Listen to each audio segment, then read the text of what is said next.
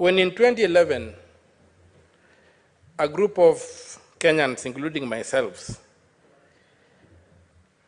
peacefully occupied Jogoo House and evicted Professor Ongeri, demanding that he accounts for 4.6 billion shillings that had been given to free primary education, the worst that was done to us is that non-state actors were hired to come and splash human feces that has been made into a sludge. We were covered in human feces. When we did not budge, they sent a contingent of the JSU. After about 3 days, they arrested us.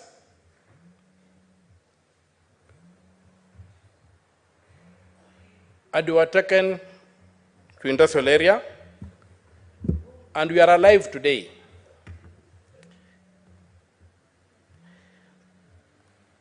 After the president, and by the way, and the courts acquitted us, I should say that. After the president addressed the nation on the 25th of June, claiming criminals had invaded parliament and staff, I took it upon myself to do a hospital crawl. I crawled across hospitals in Nairobi at midnight to try and identify who these criminals were that the president was referring to. At the matter, there were 2 people admitted with rubber bullet wounds, shot at point blank range. At Mbagathi,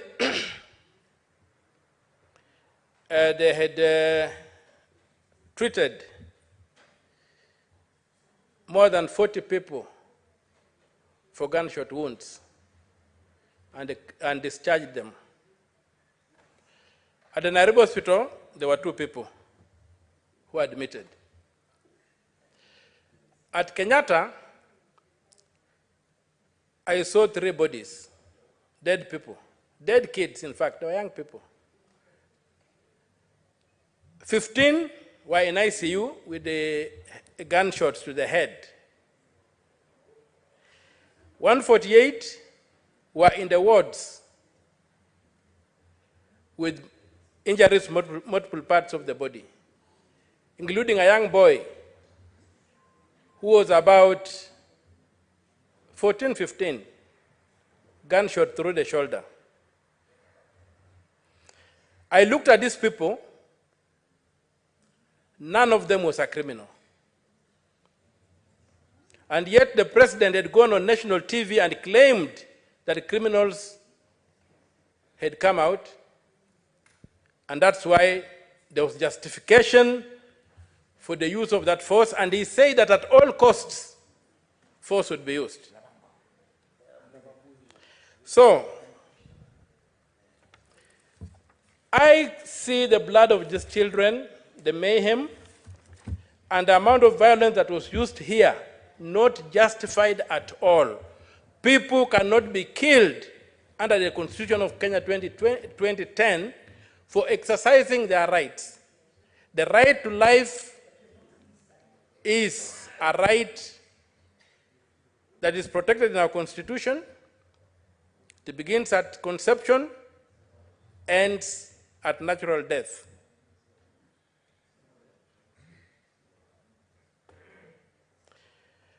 One thing, during the operations, I've been to very many street demonstrations.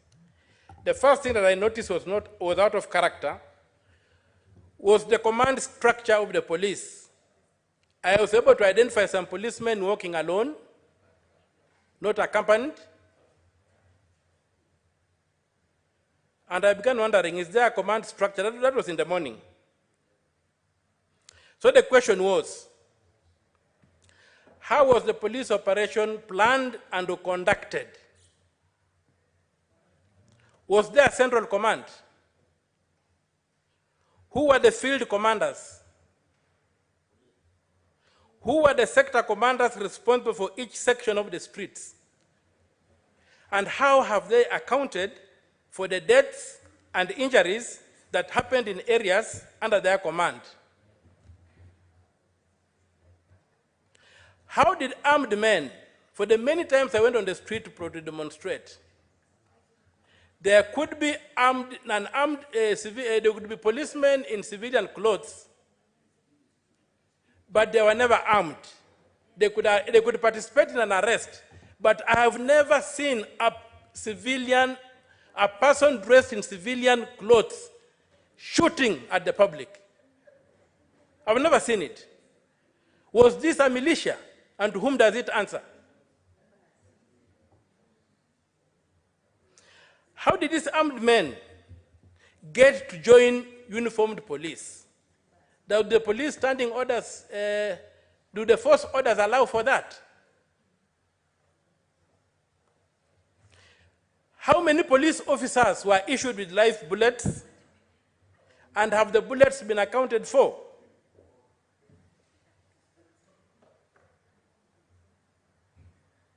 Why was there so much random shooting? How can you have so many people in hospital with gun wounds for a small demo that took place here?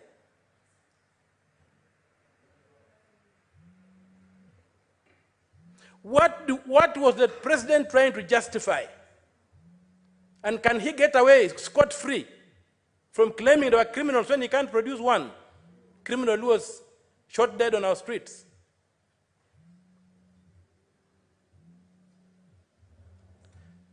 Why is the internal affairs unit of the police being dismantled since the president came into power? Why has Mr. Koome, to whom the unit answers, transferred almost all competent investigators out of the internal affairs unit? And for those who don't know,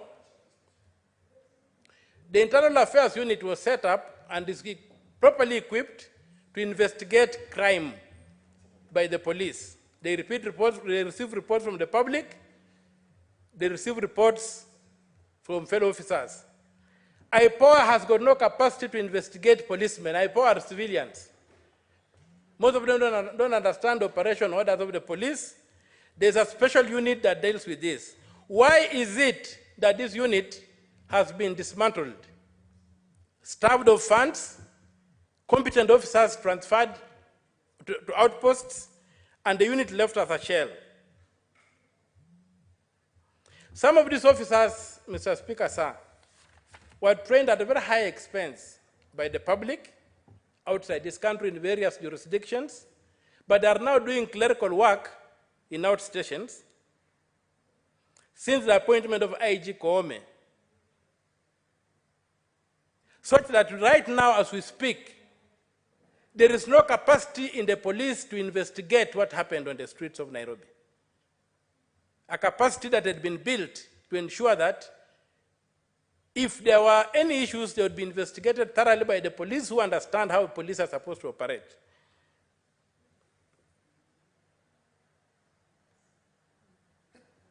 Now, the blood of these children who were killed is crying out for justice. Some were killed in this hallowed house. The young man who was making fun in the National Assembly, Mr. Speaker, sir, why did that young man have to be shot dead?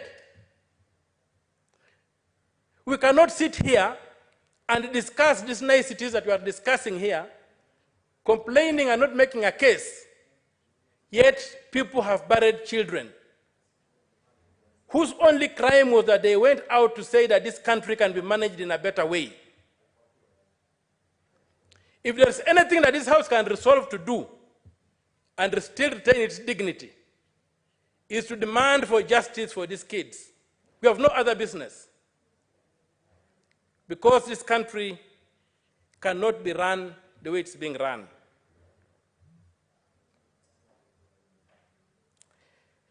The mayhem that happened across Tom Mboya Street on the other side of the city, for some of us who walked there and saw, it's unbelievable. Forget what happened here. It was unbelievable. The number of people who were shot and killed on those sides It's unbelievable. Why are we still having abductions? We are seeing stories in the media that some young men have been abducted after the event and have disappeared and bodies have been recovered. Why is life so cheap in this country? So all that we are speaking here, unless we demand justice for the kids who are killed, unless we demand justice for the blood which is crying out to be atoned,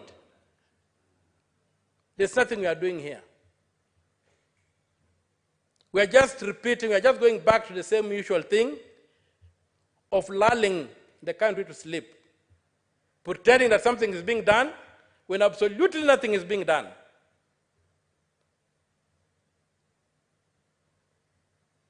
President Ruto claimed on national TV that there were criminals. Can he produce a single criminal who was involved in this business? He has a better intelligence than we do. Can he point out to among those dead people, can he isolate one person who was a criminal that his security forces were justified to kill? This is not how to run a country. You can't brand citizens criminals and kill them and say you are going to do it at all costs. What makes him think that his life is more precious than that of the fellow on the street? If we have to do anything, we must demand accountability for that blood. We must demand that President Ruto produces the criminals he claimed invaded parliament, if they are not citizens. President Ruto must tell us who are these people in civilian and how come that civilians were mingling with armed police, with the uniformed police and shooting people.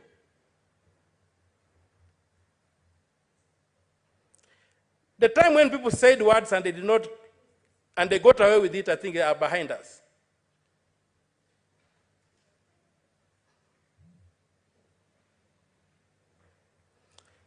We are talking about the Gen Z. Not all the Gen Z are educated. Not all the Gen Zs are, we have got Gen Zs who came out, who dropped out in class 8, who didn't get an education. And I think about 60% to 70% of the Gen Zs are people who are already dropped through the cracks. And they all came out. People have said that these people are banning schools. I would challenge anybody to tell me where in Kenya was a school banned. No school has ever been banned in Kenya. And I will repeat it, no school has ever been banned in Kenya because what I have seen, because a school is not a dormitory. When these kids were banning dormitories, what statement were they making about this governance of this country? I have never seen a situation whereby kids have banned books and banned classrooms. Why is it that all the banning was about dormitories? What statement were they making? Were they crying out for justice? Then you come to say that schools were banning. Not a single school has ever been banned in this country. Or I'm not aware, but what I've seen is that the dormitories have been banned in schools, and I know we have got schools that don't have dormitories, but they are still schools. So why were the kids banning the dormitories? We saw another terrible thing happening the other day on our streets. Doctors sleeping outside in the cold, trying to enforce a CBA. Such an important human resource wasting away when we have in a country where people are dying for lack of medication, for lack of attention. And it cannot be true that there's no money to pay these people. You just need to read the reports of the Auditor General and you'll see that this country is being looted dry. So, these people should be employed. We are a Republic of Kenya, and the name Republic is an ideological statement about this country. We have to be governed as a republic.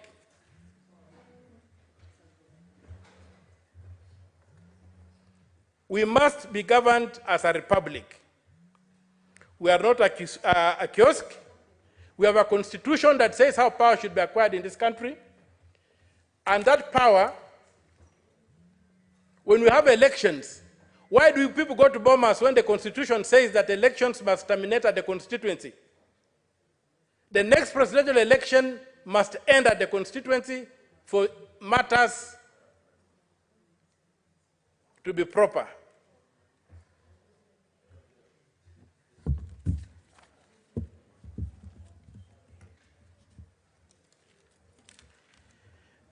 There's been a call of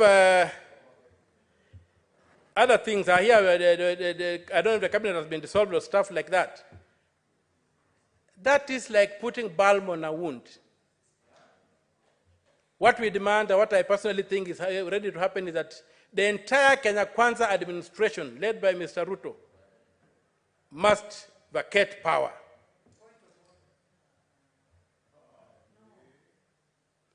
The call that Ruto must go is not an idle call. It's a call whose time has come. It's a call whose time has come. Mr. Ruto told us that criminals were on the streets. He has not produced a single criminal. You cannot be told lies every day. Senator Omtatah. Yes, Mr. Speaker. Just have your seat. I made myself very clear on how we are going to conduct ourselves during debate on this motion. Inasmuch as we suspended points of order, I said let us be responsible in the way we debate and let us be factual. You cannot call the president Mr. Ruto. This is not a Kamkunji. This is the Senate of the Republic of Kenya. Proceed. Okay, I can call him Dr. Ruto. And President Ruto. I'm finishing. Dr. Ruto, His Excellency the President. Proceed. But he never ceased being a minister, so all those titles apply to him, if my English is correct. So I'm demanding that President Ruto vacates office as the only honorable thing to do. He's unable to balance our budget. It has collapsed. Everything around him is collapsing. So you cannot say that his juniors should bear the burden. The ball stops with him, and the call that President Ruto must go is a call that must be applied. And as they say, a fish begins rotting with the head. So, and among my people they say, a river does not flow higher than its source. And when you look at the sun, you must blink. Justice is crying out. Our children have died, something that has never happened in this country. The president has called them criminals. And the president cannot continue sitting in power when the children have died. And he said you do anything at whatever cost. When the Constitution says you can't do anything at whatever cost. So my call is to associate my voice with those who are saying that the president vacates office. There's no room for all these things we are doing here, and we start off with a new slate. Mr. Speaker, sir, anything less than that will not avenge the blood that has been spilled on our streets. A street that is hallowed, a street that is recognized in the Constitution as an arena for engaging politically. As the arena whereby, when this institution fails, the people of Kenya invoke Article 1 and go to engage. When you desecrate such a venue, you don't do anything. There's not even a call that these things should be investigated. Instead, they're trying to say that we go and have dialogue to assuage, to see, I don't know how to distort what is happening, to do whatever, to see how. I just look at these people like prison guards who are fighting for who becomes the chief warden. Then they learn that there's a prison break. So they all forget about what they were fighting for. They say the first thing we must do is to ensure that this prison is not destroyed. Because their business is the prison. Their business is to keep the people in the prison. So they are now coalescing, forgetting about the fight they were having, who becomes the chief warden. Now they are saying the prison must be kept intact. We're not going to allow that. This country has moved. The government that has to govern this country must govern by law. And, Mr. Speaker, sir, I reiterate my words that if really the president values this country, he should do the honorable thing, fall on his sword. President Ruto, fall on your sword and retain, if you have to retain any order. And retain any